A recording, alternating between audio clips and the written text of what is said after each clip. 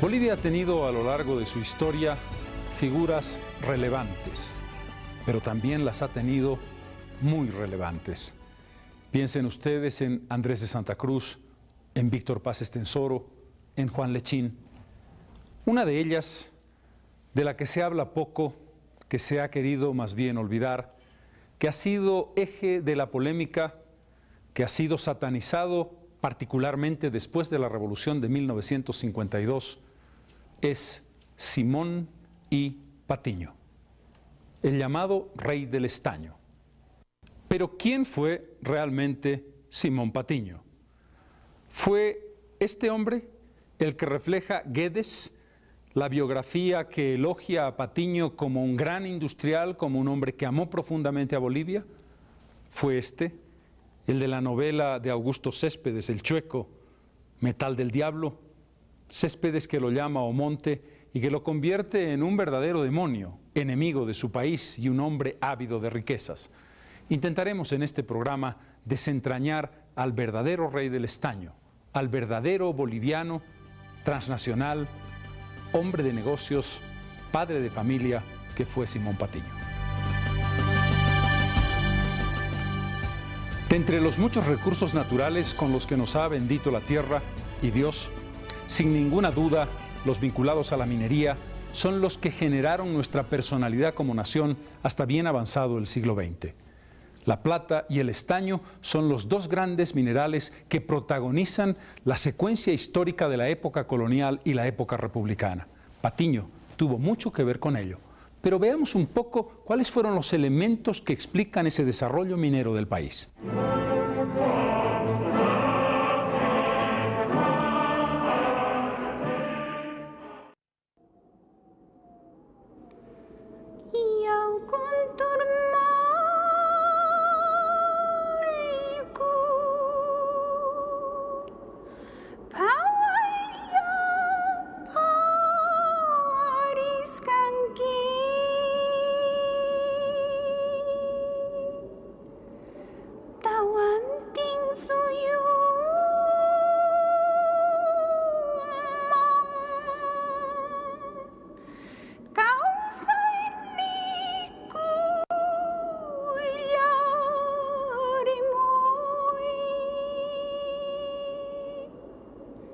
El 31 de octubre de 1952, fecha magna en la historia de Bolivia, de América y del mundo entero, en el campo María Barzola, y como un desagravio por tantas masacres, se firma el decreto de nacionalización de las minas bolivianas.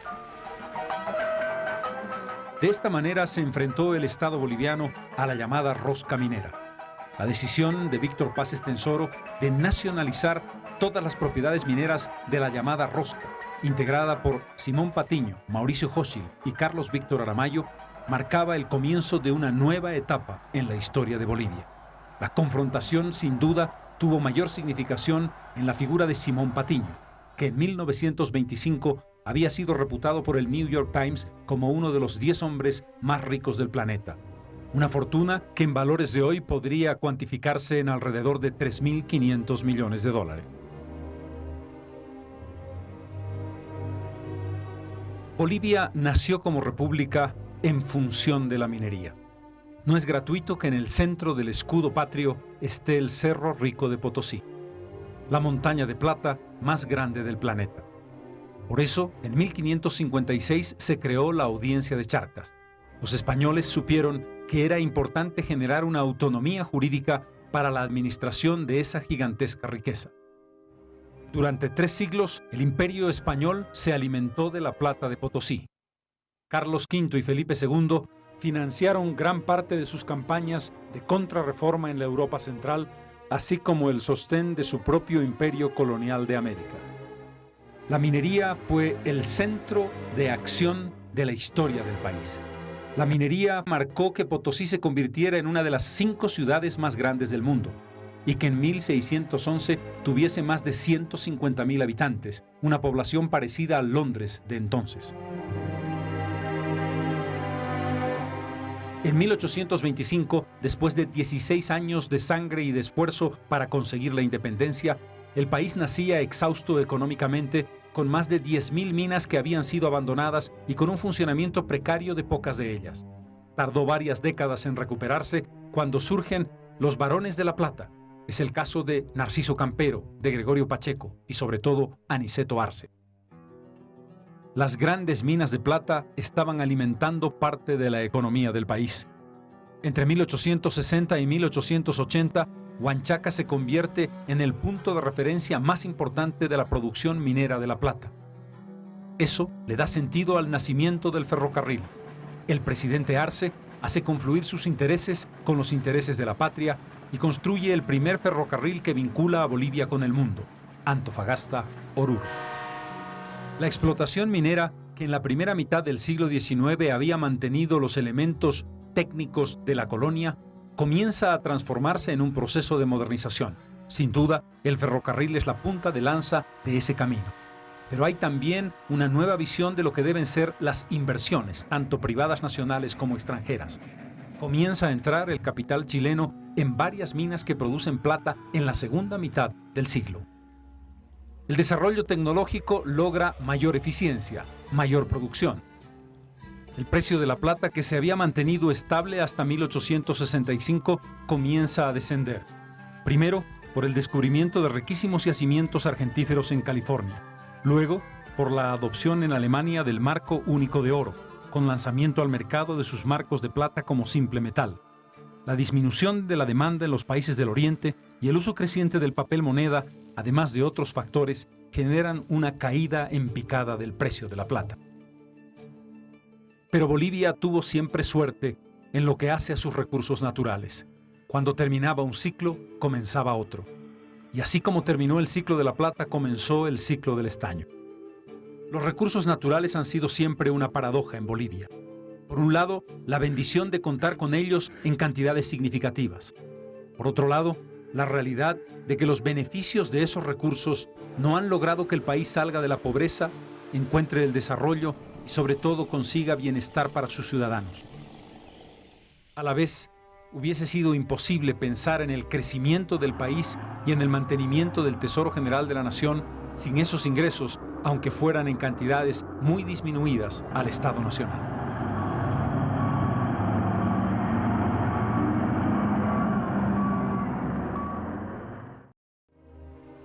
La producción de estaño había sido significativa en el mundo a partir del siglo XVIII. El principal productor fue la Gran Bretaña. Luego se sumaron las Indias Orientales, hoy Indonesia, Malaya, hoy Malasia, Australia y otros pocos países. Nunca fue un núcleo de producción masiva en muchas naciones del mundo. De pronto se produce una violenta curva ascendente. ¿Qué explica que el estaño se convirtiera en un metal estratégico importante en la producción y en la industria del mundo? Dos razones fundamentales. El invento de la hojalata, que permitió la producción de miles y miles de toneladas de latas de conserva, creando una nueva dimensión en la conservación a largo plazo de los alimentos. El origen, las grandes guerras del siglo XIX. La segunda razón, el desarrollo explosivo de la industria del automóvil, que necesitaba al estaño como parte esencial de sus aleaciones. ¿Pero qué es el estaño? Un mineral noble cuyo estado más común es el bióxido de casiterita, metal pesado que se funde a 232 grados centígrados y hierve a 2270. Tiene uno de los más amplios márgenes de estado líquido. Es fusible y estable al aire y al agua. Resiste la corrosión y la acción de ácidos orgánicos. No es tóxico y es insípido. Puede ser blando y maleable. Ya se conocía hace más de 2000 años antes de Cristo en lo que hoy es el territorio de Irak. Además de la hojalata y los automóviles, el estaño es un componente de soldaduras. En aleación se usa para bloques de motores, metales para usos hoy espaciales, tuberías, cerámica, barnices, pinturas, peltre, campanas, tubos de órganos, revestimientos diversos, revestimiento en láminas continuas de vidrio. Es en suma un metal con muchos usos que tuvo sobre todo en la primera mitad del siglo XX un papel estelar en el desarrollo de la industria mundial. Pero no en vano se conoció a este metal como Diabolus Metallorum, metal del diablo. En Bolivia el estaño fue mucho más que simplemente un mineral. tuvo que ver con la política, con la economía, con el destino de la propia nación. La economía de La Plata, desplazada por la crisis, es sustituida por la economía del estaño, lo que permite que los conservadores sean sustituidos por los liberales. Pero no fue en paz ni por la vía electoral, fue por la vía de la confrontación y de la guerra. La guerra civil entre bolivianos, norte contra sur, en 1898 y 99, marca precisamente la importancia crucial que el estaño tuvo para que el primer presidente liberal fuese José Manuel Pando, llevado al poder por los indios aymaras que fueron luego desplazados por quienes serían los grandes terratenientes del altiplano y de los valles. El estaño jugó allí un papel preponderante. La coincidencia se da también en ese año, el comienzo del siglo XX, 1900, cuando se descubre la veta más rica del mundo en dos cerros que se harían famosos, Yayagua y Espíritu Santo. Entre 1860 y 1910, Bolivia vivió fundamentalmente de tres rubros. El tributo indígena, por momentos casi el 50% de los ingresos del erario nacional. Otra paradoja. La sociedad oligárquica que quería construir una nación prescindiendo de los indígenas vivía en gran medida de ellos. Otro ingreso muy importante, el de la goma, que tuvo su momento estelar en la primera década del siglo XX. Allí está la figura de Nicolás Suárez y, por supuesto, la minería. Pero la maldición del estaño significó un país básicamente monoproductor. Los grandes mineros se olvidaron del concepto de diversificación económica. Entre 1900 y 1952, y aún años después, Bolivia sería fundamentalmente un país minero y esencialmente un país estañífero. Esto marcó terribles limitaciones en el crecimiento y el desarrollo de la patria. Los varones del estaño prefirieron el control remoto, el manejo detrás de bambalinas de la política del país. Ni Patiño, ni Aramayo, por supuesto, Hochschild, no ocuparon cargos relevantes en la política del país y menos la presidencia de la República. Pero sin ninguna duda, el superestado minero manejó la política y la economía del país entre el 900 y el 952. Entre 1850 y 1900, la producción mundial de estaño sube de 18.000 a 82.000 toneladas. Es todavía una producción pequeña en relación a lo que vendría, pero Bolivia entonces era insignificante en el contexto mundial de los productores. Entre 1850 y 1900, el país exportaba entre 3.000 y 9.000 toneladas de estaño. Sería a partir del increíble descubrimiento de la Salvadora que el país da el salto gigantesco y se convierte en el segundo productor mundial de estaño. Este cambio dramático se liga con la figura de Simón Patiño. Para encontrarlo, tenemos que ir hasta Santibáñez, en el departamento de Cochabamba. En el año del Señor de 1860, a los 2 días del mes de junio, el teniente de cura de este beneficio de Nuestra Señora de las Nieves de Caraza bautizó solemnemente, puso óleo y crisma a un niño del día, hijo natural de don Julián Abasto y de doña María Patiño. Se le puso el nombre de Simón.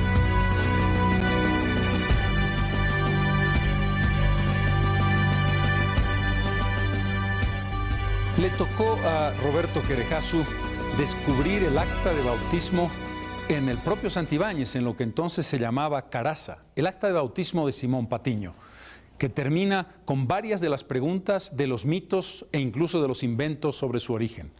Pero vamos a encontrar en Patiño algo más que simplemente el misterio de una infancia poco conocida. Vamos a encontrar la naturaleza del personaje, nacido en el corazón mismo de Bolivia, en Cochabamba. ¿Cómo pudo ese humilde boliviano nacido en Santibáñez convertirse en uno de los 10 hombres más ricos del mundo? ¿Cómo pudo construir un imperio? ¿Cómo pudo trascender el escenario geográfico de Bolivia y conquistar el mundo entero? ¿Cómo pudo tener inversiones en América del Sur, en América del Norte, en Europa, en África y en Asia? ¿Cómo pudo ser el único boliviano en toda nuestra historia que estuvo lado a lado con los más grandes empresarios del planeta, construyendo una transnacional que le generó también profundo dolor a Bolivia, que no pudo resolver o no quiso resolver el camino de solucionar la pobreza nacional. ¿Cómo se explica esa paradoja? Es lo que intentaremos desentrañar en estos próximos minutos.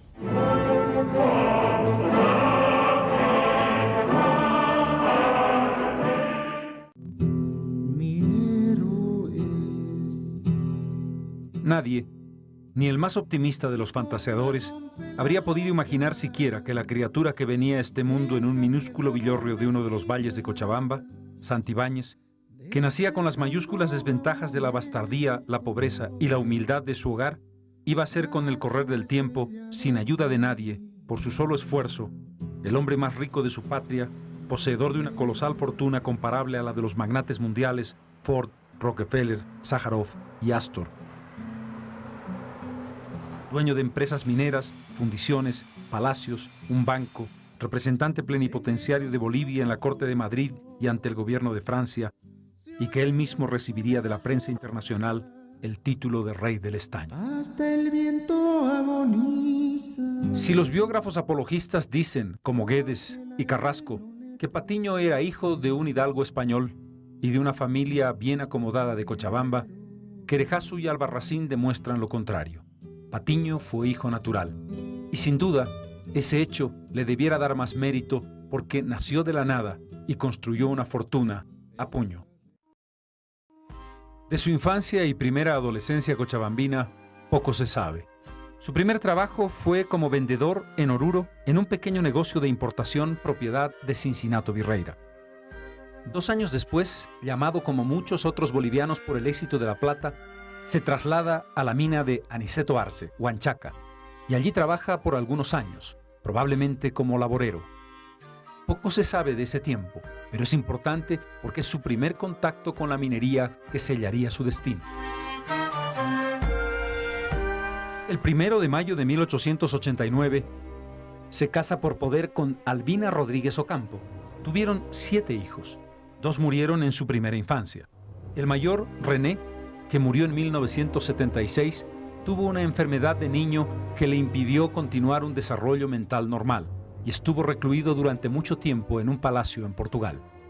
Antenor, que fue el heredero directo de la fortuna, de la administración de lo que fueron sus riquezas y sus minas cuando él murió. Se casó en primer matrimonio con la duquesa Cristina de Borbón y luego con Beatriz Rivera. Murió en 1981. Graciela, casada con Jorge Ortiz Linares. Un día mi madre dijo que quería casarse y mi padre fue aceptado por don Simón porque era boliviano, se conocía la familia. Eso rompió el hielo porque mi madre se casó en el año 26 y después, pocos años después, se casó Antenor, Elena y más tarde Luzmila. Como muchos de los habitantes de Oruro, el acontecimiento más significativo que le toca vivir a Simón Patiño es la llegada del ferrocarril a la plaza principal de Oruro. Es 1892. Allí está el gestor del ferrocarril, el presidente Aniceto Arce.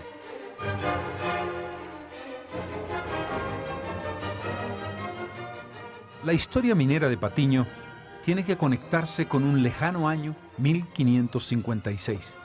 Salía de España al mando del adelantado Álvar Núñez Cabeza de Vaca, Juan del Valle, uno de los tantos conquistadores que llegaron a América en busca de fortuna.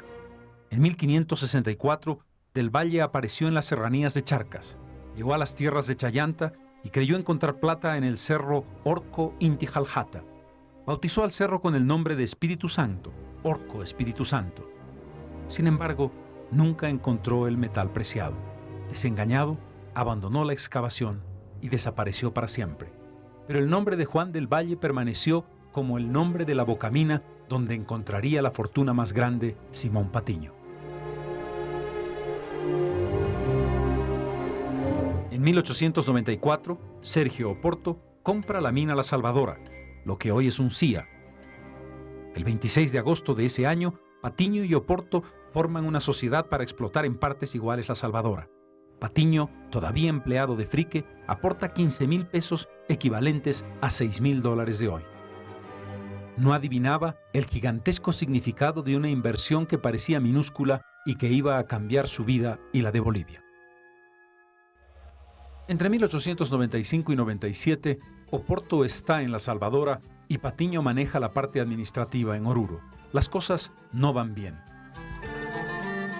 Finalmente Patiño se cansa y le ofrece comprarle su parte a Oporto. Este descansa porque cree que la mina no tiene futuro y le vende la totalidad de la propiedad. Esa decisión de vida lleva al Nobel minero a dejar para siempre la casa Frique de la que había obtenido un préstamo para comprar la parte de la mina. Cuando llega a La Salvadora, el inventario no podía ser más pobre. 3 paquetes de cigarrillos, 3 de dinamita, un quintal de pólvora, 2 de guías, 2 de carbón, un tambor de coca, 4 martillos, tela de alambre, 2 carretillas, 4 lampas. Así comenzó una aventura que parecía no llegar a un final feliz. Los 2 cerros más importantes del estaño boliviano de la primera mitad del siglo eran el Espíritu Santo y Yayagua. En esa zona, entre lo que hoy es Uncía, Catavi, siglo XX y la propia población de Yayagua, habían varias propiedades mineras importantes. La propiedad más pequeña, en la cumbre misma del Espíritu Santo, La Salvadora, apenas 4 hectáreas. Para 1899, Patiño está desesperado. Las cosas van tan mal que tiene que escaparse porque no puede pagarle a los obreros y tiene que volver subrepticiamente para intentar resolver las cosas. Su esposa Albina toma una decisión dramática. Pero ella hace todo por él, vendió sus joyas al principio para darle dinero, más dinero para las minas. Y se traslada con sus hijos a vivir en La Salvadora y a acompañar a Patiño en la aventura. Son años dramáticos para el país. La guerra federal ha estallado. La suerte está echada y en abril de ese año los liberales derrotan a los conservadores y La Paz toma el poder de la nación. Poco después, Pando inaugura 20 años de gobiernos del liberalismo. Despunta el nuevo siglo. Es 1900. Cierto día en que los esposos Patiño están ocupados en la merienda, oyen que el capataz Menéndez viene corriendo hacia ellos dando grandes voces. «Don Simón, venga a ver lo que hemos encontrado. Debe ser plata pura. Es una veta ancha». Al escuchar la palabra plata, Patiño se estruja de angustia. ¿Quién sabe si era la veta que Juan del Valle buscó 3 siglos antes? No podía ser plata, tenía que ser estaño. Patiño ingresó al socavón con mano temblorosa, llevando la pequeña lámpara que alumbraba el camino. Llega exhausto de emoción al paraje donde sus peones Muruchi, González, Miranda y Frías están sentados de cuclillas masticando coca al lado de los pedazos de roca desprendidos con la dinamita. Inmediatamente lleva las muestras a la oficina de Penny y Duncan en Huanuni. Quiere saber qué contenido tiene ese concentrado. El resultado es extraordinario. Las 3 muestras dan 58%, 56% y 47% de estaño puro. Patiño ha encontrado la veta de estaño más rica del mundo. A partir de ese momento, las cosas comienzan a desarrollarse con la rapidez de una espiral increíble. En menos de 5 años, Patiño pasa de ser un modesto laborero minero, propietario de unas pequeñas hectáreas en la cumbre de un cerro desolado, en uno de los más ricos hombres del país. Comienza simultáneamente un largo camino de pleitos con Artigue, con Pastor Sáenz, con Bebín. Empieza Patiño a buscar la compra de las propiedades que están próximas al cerro y logra hacerse con las minas de Minchín y con las minas de Bebín. Pero Pastor Sáenz decide venderle la propiedad de Yayagua a una compañía minera chilena. Los chilenos tienen en ese momento una presencia fundamental en la minería del estaño del país.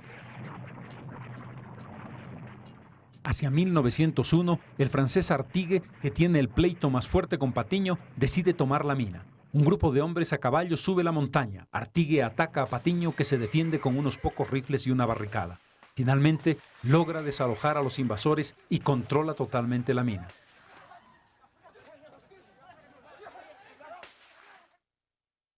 En el periodo 1901-1903, las utilidades de La Salvadora superan los 5 millones de dólares, una verdadera fortuna para esa época.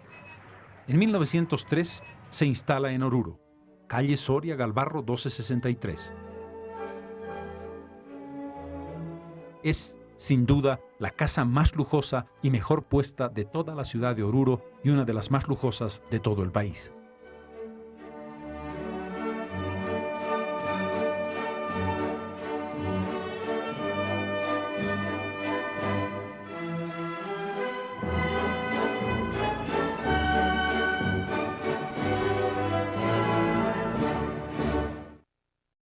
Por esos años comienza las exportaciones vía Antofagasta. Le vende primero mineral a Aramayo, que tiene su empresa en Londres.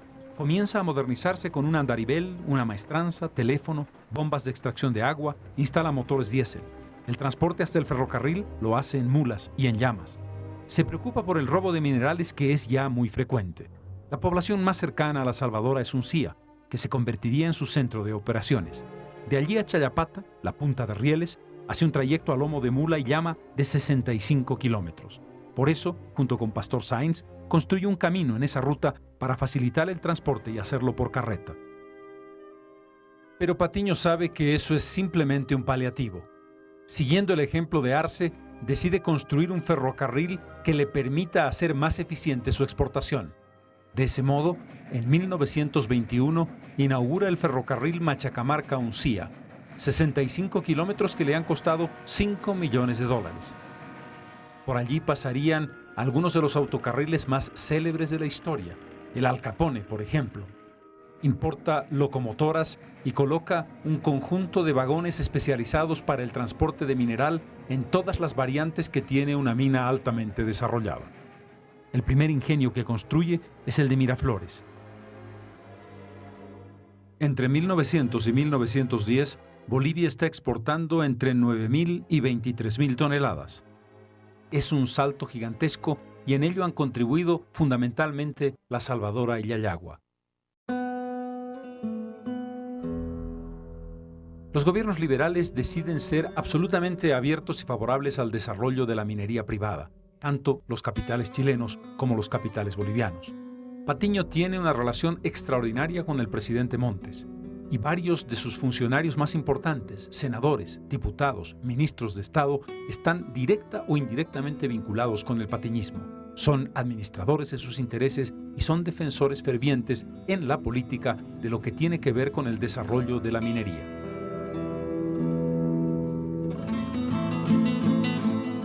La fortuna del que sería rey del estaño va a construirse sobre la producción y exportación de minerales, pero fundamentalmente en torno a créditos que va tomando de diversos bancos, sobre todo el anglo-sudamericano.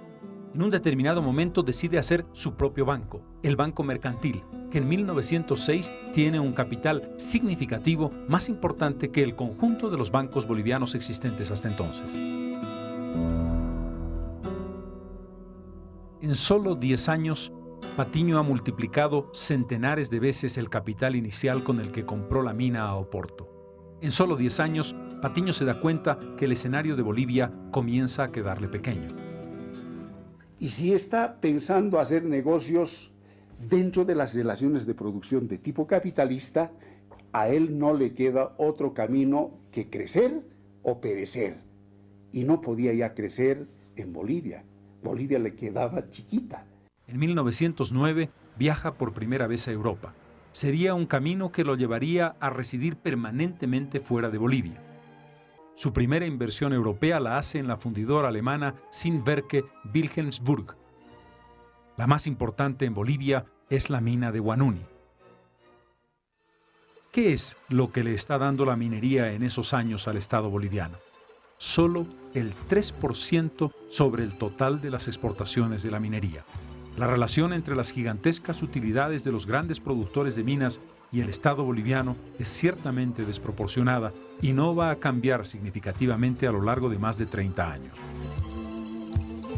Para 1916, Patiño está ya comenzando a integrarse en la economía internacional del estaño más allá de la producción al comprar acciones de la Williams Harvey, la más importante fundidora de mineral de estaño en el mundo.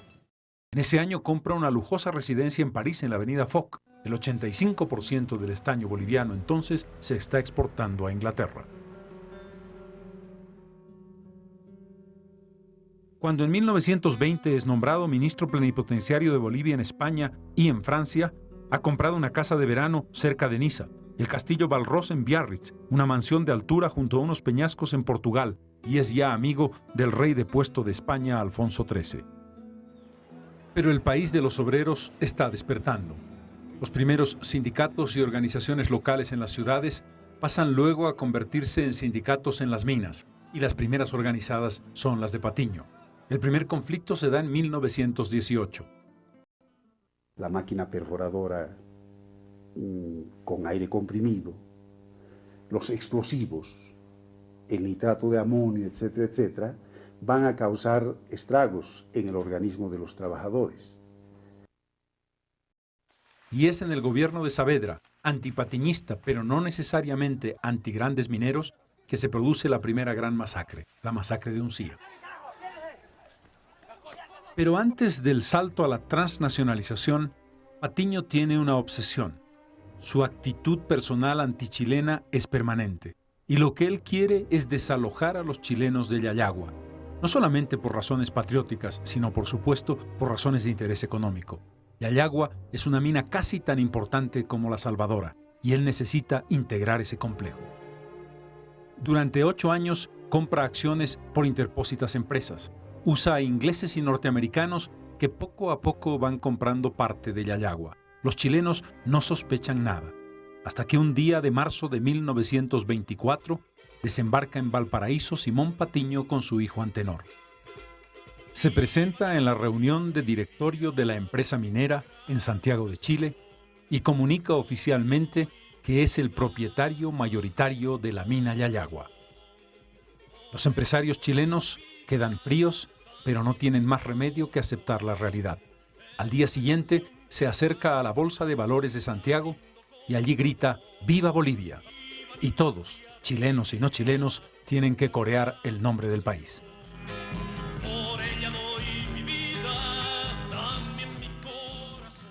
No está nacionalizando nada, está internacionalizando el capital boliviano. Era el último paso que necesitaba para dar el gran salto. El 5 de julio de 1924, en Delaware, Estados Unidos, crea la Patiño Mines and Enterprises Consolidated Incorporated, con un capital de $50 millones. Entre 1925 y 1930, Patiño consolida su reputación del rey del estaño. Crea la London Tin Corporation, luego la Asociación de Industriales Mineros de Bolivia, que incluye a los grandes productores, Aramayo, Hochschild y la minería mediana.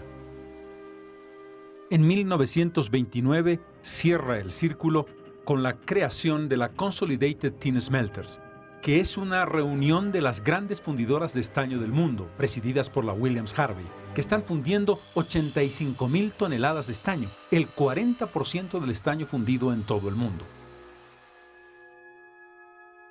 Ha comprado en Bolivia las minas de Araca, Yoploca, Colavi, Galofa y Canutillos. Es ya un verdadero emperador del estaño en el mundo entero, con intereses no solamente en Europa, América, también en Asia y África. Tiene mucho que ver con la minería de Malasia, que es el primer productor del mundo de estaño. Dice que los capitales extranjeros grandes van a los países del tercer mundo para ser invertidos. Acá en este fenómeno, Patiño, el capital sale de la Salvadora, de Yayagua, de Bolivia, y es invertido en el Asia, en Europa, en el África. Y por tanto esa fortuna, yo creo que le debe mucho a Bolivia. El capital de la Patiño Mines supera varias veces el presupuesto anual del Tesoro General de la Nación Boliviana de esos años. En 1929, la producción mundial de estaño llega a 192.000 toneladas, el doble de las 86.000 que habían en 1900. Es el momento estelar, o parece serlo. Pero en octubre de ese año se produce el famoso crack de la Bolsa de Nueva York. Una situación económica que tendría consecuencias devastadoras sobre la economía mundial y en particular sobre la economía de la minería del estaño y de Bolivia. 1931, 32 y 33 son los peores años en la producción minera del estaño en la historia del país antes de la crisis de 1985. Es justamente el tiempo en que Bolivia está en guerra con el Paraguay. Es una situación difícil que exige a Bolivia un esfuerzo gigantesco. Podría pensarse que los varones del estaño respondieron adecuadamente en la guerra. Créditos por casi 13 millones de libras esterlinas. El propio Patiño va a donar 2 aviones de transporte para Bolivia y su ejército. Pero hay que recordar que, en cambio, los productores siguen pagando un impuesto ridículo en función de sus exportaciones y en comparación con sus utilidades. La situación es tan grave que es necesaria una medida de emergencia. Patiño es iniciador del Consejo Internacional del Estaño para superar el crack del 29. El objetivo, cuotas de producción, de modo que cada país no puede sobrepasar un nivel y así evitar que una sobreoferta baje los precios de manera dramática. El Consejo Internacional logra estabilizar los precios y Bolivia es uno de los países más favorecidos porque tiene los más altos costos de producción en comparación con el estaño aluvional de Malasia e Indonesia. Pero ¿quiénes son los otros 2 varones del estaño? Aramayo, con una larga tradición en la minería, iniciada por José Avelino en Tupiza en la primera mitad del siglo XIX. Los Aramayo, con Félix Avelino, se convierten en una potencia al principio del siglo, instalados ya en Londres en el tráfico e intercambio de minerales desde Bolivia. Carlos Víctor Aramayo va a tener propiedades que nacieron en el Real Socavón de Potosí, tiene minas en Chorolque, en Caracoles, en Tipuani, y explota además del estaño el bismuto como un producto principal. En cambio, Mauricio Hochschild no es boliviano. Ha nacido en Biblis, Alemania, es de origen judío, ingeniero de minas graduado en Freiberg y doctor en economía. Llega a Bolivia y comienza como rescatista de pequeña escala para convertirse en un gran minero en pocos años. Es dueño de la Unificada de Potosí, entra en Huanchaca, tiene minas en Oruro, en Vinto, en Morococala, en Colquiri. En poco tiempo va a convertirse en una figura fundamental. Cuando en la segunda mitad de los años 30 Bolivia está produciendo entre 25 y 29 mil toneladas de estaño, las cuotas de exportación dan una idea del tamaño de cada empresa. A Patiño le corresponde en 1940 18.000 toneladas, el 48%. A Hochschild, 9.000, el 21%. A Aramayo, casi 3.000, el 7%. A la minería mediana, 4.600, el 13%. Y a la minería pequeña, 2.700, el 11%. Si bien Bolivia es un país fundamentalmente estañífero, no hay que olvidar que está exportando también bismuto, tungsteno, wolfram y antimonio, entre otros minerales. Si los gobiernos liberales habían sido francamente propatiñistas, hasta Gutiérrez Guerra, que empieza a cuestionar la riqueza que están sacando los grandes mineros, Saavedra va a enfrentarse a Patiño. Ante la postura hostil del presidente, por primera vez en su vida Patiño interviene directamente en política. Se reúne en Oruro con la oposición e intenta un acuerdo con Saavedra. El objetivo es colocar a este en una situación difícil, pero el caudillo es poderoso y derrota ese esfuerzo. La iniciativa de Patiño fracasa. Con Siles las cosas no irían mejor. Hay quien dice que el propio Patiño tuvo que ver en el derrocamiento del presidente. El nuevo presidente de Bolivia, Carlos Blanco Galindo, viene de trabajar como gerente de la empresa de luz y fuerza de Cochabamba, propiedad del propio Patiño. Son las primeras confrontaciones entre nacionalismo y la gran empresa. Siles es el creador del grupo nacionalista que sería el germen de un movimiento que terminaría en la nacionalización de 1952.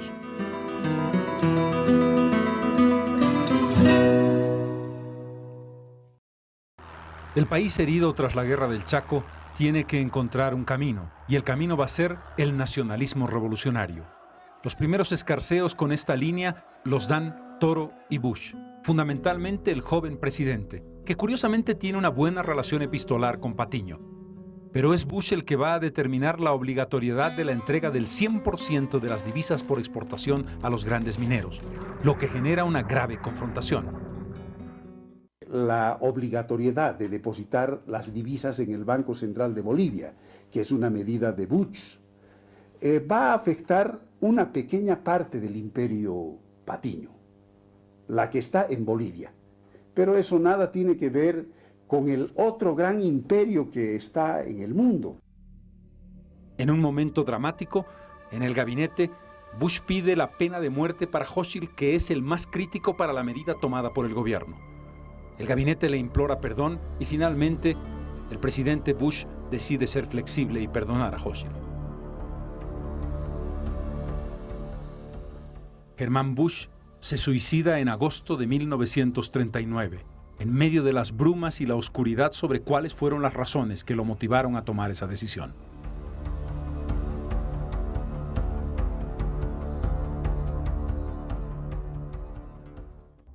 Pero ¿qué pasa con un país que fundamentalmente vive de la producción minera? ¿Por qué no tiene fundiciones en su propio territorio? ¿Por qué Patiño, Hochschild o Aramayo, pero fundamentalmente Patiño, no deciden ir a una fundición en territorio del país? Hay muchos argumentos. El problema de la altura, la falta de tecnología, la distancia con los centros de exportación, pero ningún argumento es contundente. Ya habían fundiciones, la de Peró, la de Mariano Peró, y eso está desmintiendo todo el argumento que tiene Patiño. Acá, en el fondo, lo que se está discutiendo no es si se puede o no fundir. A Patiño lo que le interesa es el valor agregado que genera la fundición. El valor agregado generado en Bolivia tendría que dejar algo en Bolivia. No, pero a él le interesa que ese valor agregado vaya a generar otras fortunas más allá de nuestras fronteras. La realidad es que Patiño tiene el control mayoritario sobre el proceso de fundiciones fundamentalmente en Inglaterra. Él no tiene ninguna razón económica para llevar una fundición a Bolivia. Recién en 1970, tras el contrato firmado por Obando, Torres inauguraría una fundición de estaño. Era ya demasiado tarde, se había perdido mucho tiempo y muchos millones de dólares en el esfuerzo. Patiño, tras un incidente de salud en 1923, radica definitivamente fuera de Bolivia. Primero en París, la ciudad en la que habita más tiempo, en una gran residencia en los Campos Elíseos. Siempre venía con mi abuela y los domingos fuimos siempre, cuando ya éramos un poco más grandes, 7, 8 años, a comer con ellos a mediodía, a almorzar, en su gran casa que estaba a 50 metros de la que tocaba a nosotros. Cuando se inicia la Segunda Guerra Mundial, se distancia de Alemania y prefiere trasladarse a los Estados Unidos. Allí viviría durante muchos años en el Waldorf Astoria. Es un hombre ya mayor, supera ya los 80 años de edad. Tiene un carácter fuerte, una intuición extraordinaria. Es a través de su intuición que se han encontrado las más importantes vetas y desarrollado mejor la tecnología de ingenios extraordinarios como el de Katabi. Patiño es un hombre que quiere controlar todo al milímetro. Exige correspondencia diaria a quienes están gerentando sus minas en Bolivia. Mi abuelo ha exigido siempre toda la vida que se habla español en su casa. Y a los invitados todo no quería, sabía el francés, sabía un poco de inglés, el francés lo conocía bastante bien, pero él exigía siempre que todo el mundo hablara español. No había manera de hablar otra cosa. Si querían decir algo que yo no entiendo, le decían quechua, porque yo no tenía una palabra de quechua. Las condiciones de vida de los mineros bolivianos son difíciles, son duras. Entrar y perforar en una mina es una tarea que lleva un sacrificio gigantesco y cuesta finalmente la vida. El aumento de salarios, la situación de las palliris, el trabajo de los niños, la jornada de 8 horas fueron las demandas y las reivindicaciones permanentes de un sector de trabajadores cada vez más politizado y consciente de sus derechos. Y yo diría que ese movimiento sindical que se fortalece, porque nace antes, pero que se fortalece en este periodo del que nos estamos ocupando, está a la altura del enemigo de clase al que debe combatir. Arrancarle un centavo de incremento salarial a un gigante como es Patiño necesita de gigantes en el movimiento sindical. Y por esa razón, ese movimiento sindical va a ser el protagonista central de la insurrección del 52. Esta confrontación no resuelta y en tensión permanente llega a un punto crítico en 1942. Allí, una manifestación de obreros que están reclamando un aumento del 100% de sus salarios a la mina Patiño van a ser brutalmente reprimidos por el ejército. Se conoció como la masacre de Catavi en los campos de María Barzola, donde murió precisamente una mujer de ese nombre. Mi padre murió en las minas sin curas ni protección. Olor a sangre minera tiene el oro del patrón. Han pasado ya muchos años desde que Patiño en 1947 intentara sin éxito volver con vida a Bolivia. Tantos de la tesis de Pulacayo y la confrontación de gran magnitud entre obreros y empresario. Tantos desde que ese empresario transnacional fuera nacionalizado en su propio país, pero no perdiera su poder. Han pasado ya tantos años desde la nacionalización de las minas. Ha pasado mucha agua debajo del puente que nos permite mirar éxitos y fracasos, crítica y elogio. Como decía Edgar Ramírez, Patiño no fue ni demonio ni ángel. Fue un hombre de su tiempo, con una visión de las cosas que generó consecuencias en esta historia sin duda desgarradora del desarrollo económico, político y social de Bolivia. En la década de los años 20, Simón Patiño se alejó de Bolivia para siempre. ¿Cuán lejos o cuán cerca estuvo Patiño de Bolivia? ¿Cómo podemos encontrar su personalidad y su vinculación con la tierra en las obras que dejó aquí? Sobre todo aquellas que estuvieron referidas a su vida familiar o al esfuerzo de acercarse en la construcción de grandes espacios para vivir, espacios que casi nunca utilizó, que conoció su esposa y conocieron sus hijos, que hoy conocen sus nietos y que hoy conoce Bolivia.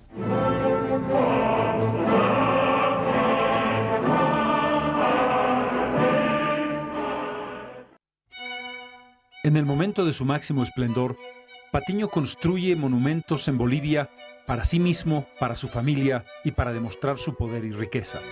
El Banco Mercantil de Cochabamba tiene un departamento con aposentos trabajados en estilo japonés, persa, griego, ecléctico, un poco remedando los grandes palacios europeos.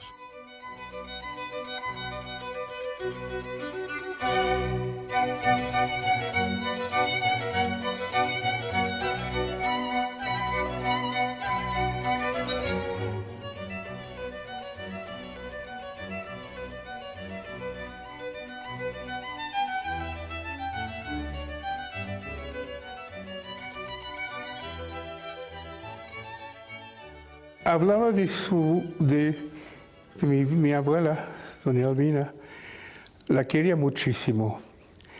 Eso se ve en todo, porque la primera cosa que hizo cuando vivía aquí en el Banco Mercantil, en Cochabamba, iba los domingos con los caballos y las hijas y doña Albina y fueron a hacer un picnic en Pairumani.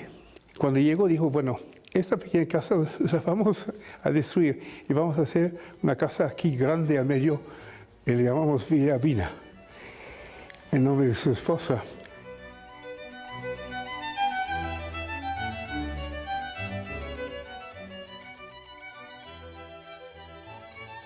La hacienda de Pairumani tiene un doble objetivo: el homenaje a su esposa Albina y la demostración de que es posible el desarrollo agropecuario de alto nivel.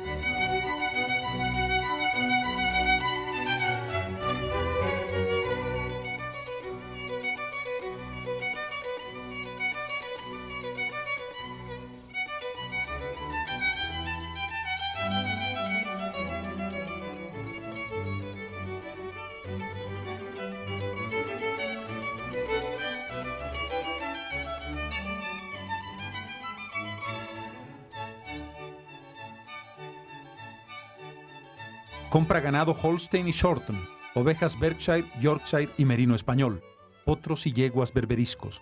Produce leche pasteurizada. Allí está Villa Albina y allí estaría también su mausoleo, el lugar que él había destinado para morir.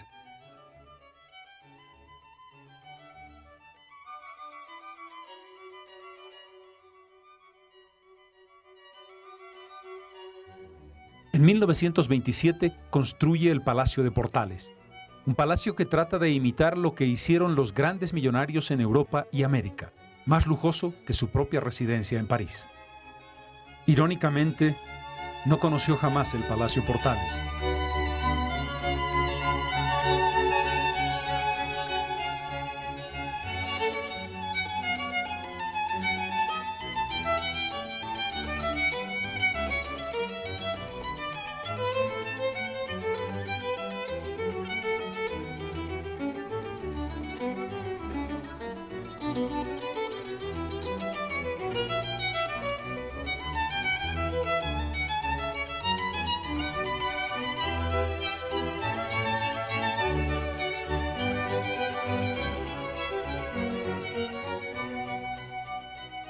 Estuvo pocas veces en Pairumani y casi nunca en el edificio del Banco Mercantil.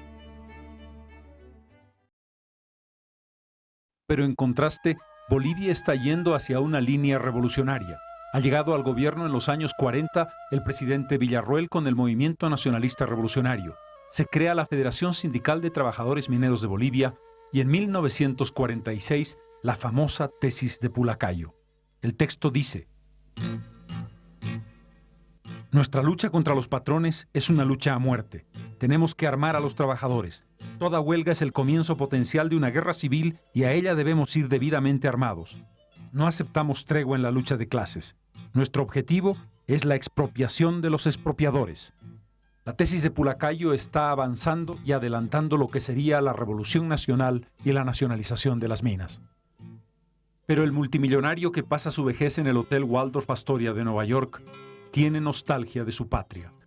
Y mi abuelo vivía en Nueva York en el mismo hotel que nosotros, en el piso 34, y nosotros éramos el piso 40. Era muy cariñoso. Me dijo un día: usted debe probar el vino, es bueno para la salud. Le dieron media copa. Mi abuelo estaba furioso. Dijo, doña Albina dijo: no puedes dar vino a un chico, tiene 13 años solamente. Los miles de millones de dólares no van a compensar el deseo de volver al Valle de Cochabamba, donde quiere pasar sus últimos días. Le pide al médico ir a Bolivia. Para ello se traslada a Buenos Aires. Allí vive en el Hotel Plaza varios meses, con su familia, con sus hijos y con sus nietos. Y dijo: vamos a ir a Bolivia. Y el doctor Cosio dijo: pero don Simón, usted no puede ir a Bolivia. No vamos a llegar ni a La Quiaca. Su corazón no lo permite. A pesar de sus esfuerzos, Patiño morirá en Buenos Aires. El 20 de abril de 1947 muere mientras duerme.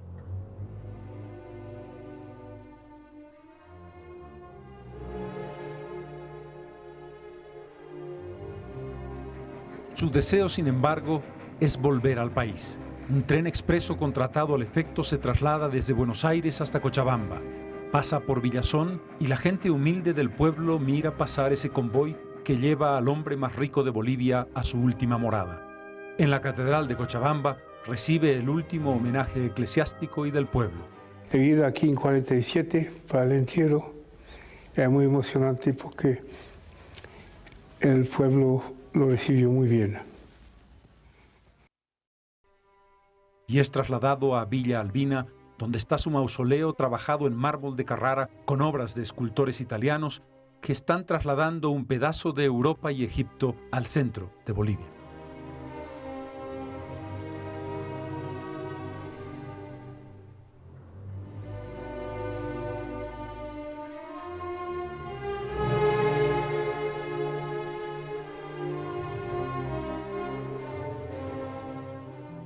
Faltan todavía 5 años para que el 9 de abril de 1952 se produzca una insurgencia popular y para que el 31 de octubre de ese año se termine el superestado minero. Patiño, que intuía esa medida, nunca vio la nacionalización de sus minas. Yo no creo que esa fortuna se haya hecho por obra y gracia de una deidad, del diablo, ni por un ángel, sino por las circunstancias que rodeaban al negocio minero en la primera década del siglo XX. Patiño es un hombre de su época, un hombre de negocios, un hombre que se hace por su propia visión, pero esa visión está a contrapelo del país. Él quería mucho a Bolivia. ha hecho esos palacios mucho más bonitos que los que tenía en Francia. Lo mejor lo quería por este país. Y ha hecho su mausoleo en Pairumani porque ahí quería terminar su vida. Me emociona mucho hablar de él porque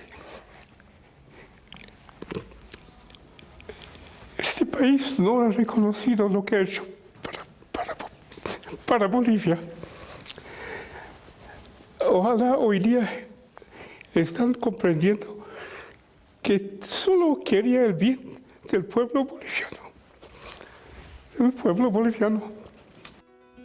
Simón Patiño, el más grande industrial de la historia de Bolivia, concebido como enemigo por el Estado boliviano que hizo la revolución, admirado por el empresariado años después, hombre controversial, estuvo al lado del metal del diablo y con el estaño y ese metal vivió y murió. Tal la gloria, tal la tragedia de un hombre y un metal.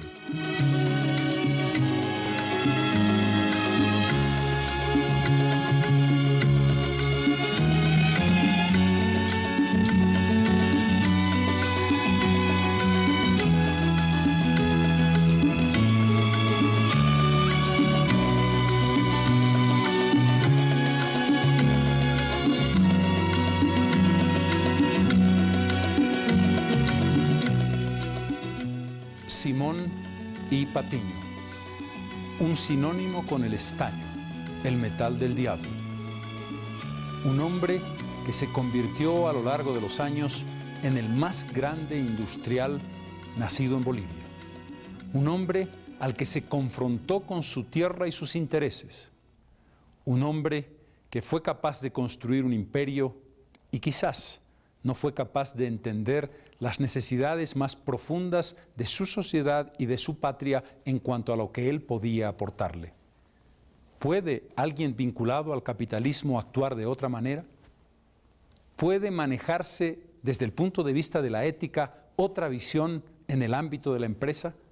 Esa es una de las preguntas fundamentales y fue uno de los debates ideológicos a lo largo de todo el tiempo en que Patiño se desarrolló como uno de los gigantes de la industria mundial. Más allá de esos elementos está la paradoja, está el blanco y el negro, tan difícil de discernir. Uno no puede dejar de admirar al gran industrial, al más grande del país. No puede dejar de preguntarse con dolor por qué en ese contexto no apoyar más a una nación que tanto necesitaba y que tanto necesita. El juicio final sobre Patiño tiene otra dimensión, una dimensión que lo vincula al país. Lo que sí no podemos hacer es olvidarnos de su existencia. Patiño fue, sin ninguna duda, un hombre esencial para entender la Bolivia del siglo XX.